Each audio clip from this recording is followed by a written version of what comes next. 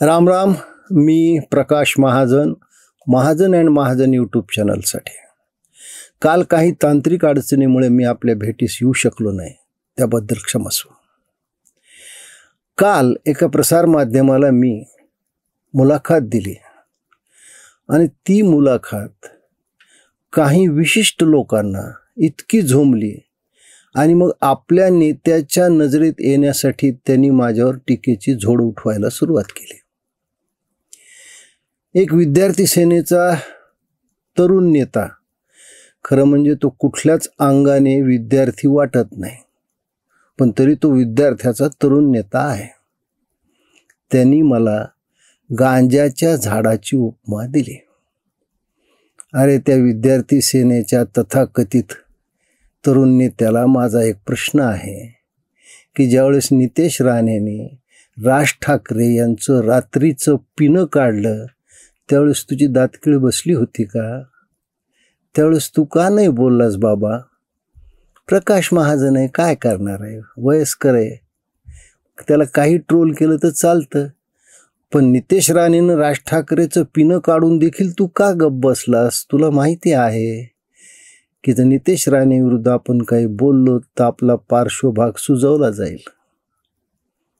खरं म्हणजे त्या सर्व महाराष्ट्र नवनिर्माण सेनेच्या सैनिकांनो, ज्या वेळेस राज ठाकरेवर कुणी शाब्दिक हल्ले केले, आरोप केले, त्यावेळेस प्रकाश महाजन सर्वात पुढे येऊन छातीचा कोट करून त्यांनी ते आरोप स्वतःवर झेलले आणि परतून लावले. मग ते आरोप भारतीय जनता पक्षाने करू द्या, मग ते आरोप अजित पवारनं करू द्या, मग ते आरोप छगन भुजबळनं करू द्या, मग ते आरोप जितेंद्र आव्हाडनं करू द्या, मग ते आरोप उद्धवजीनं करू द्या, अगदी राणे साहेबांनी केलेल्या आरोपाला सुद्धा मी चोखपणे उत्तर दिलं. त्यावेळेस जे स्वतःला निष्ठावान समजतात, ज्यांनी राजसाहेबाच्या निष्ठेच्या नावाखाली आपले देव्हारे माजवले, जे लाभार्थी होते, जे स्वतःला साहेबाचे पट्ट शिष्य समजायचे, ते सगळे कोणत्या बिळात लपून बसले होते हे तुम्हाला माहीत आहे.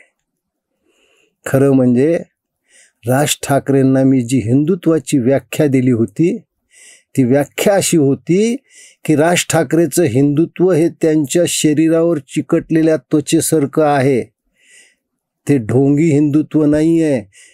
जशी शरीरावर त्वचा चिटकली असते तिला वेगळं करता येत नाही, तसं राज ठाकरेपासून हिंदुत्व वेगळा करता येत नाही. माझ्या मनातला कडवा हिंदू नेता मी राज ठाकरेत पाहिला होता आणि मी ही जी व्याख्या केली होती ती व्याख्या मी गुगलहून कुठेही डाउनलोड केली नव्हती.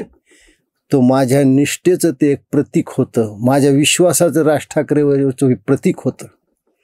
आज एक सगळ्यात मोठ्या गोष्टीची मी तुम्हाला खुलासा करतोय, यावरून तुम्हाला लक्षात येईल की प्रकाश महाजनची राज ठाकरेवर काय निष्ठा आणि प्रेम होतं. ही घटना जवळपास 1.5 वर्षापूर्वीची आहे. साधारण 10-11 जून 2024 रोजीची ही घटना आहे.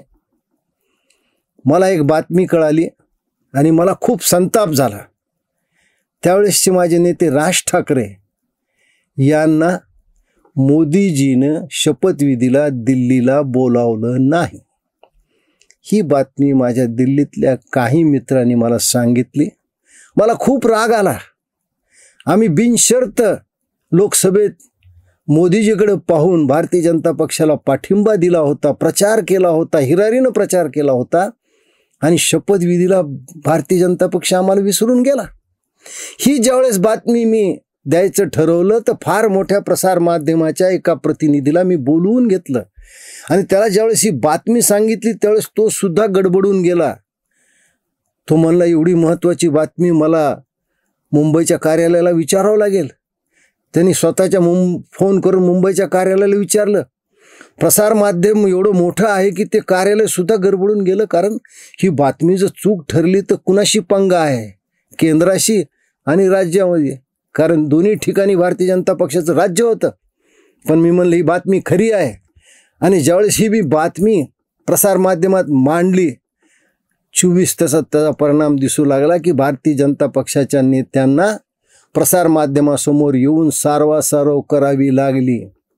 अजून काय मी तुम्हाला काय ठाकरेच्या निष्ठेवरचं उदाहरण द्यायला पाहिजे?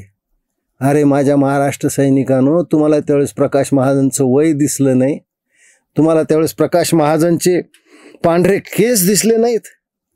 मला निष्ठा प्रामाणिकपणा शिकवण्याची गरज नाही, तुम्हाला वारशानं मिळाला आहे, ती माझी परंपरा आहे.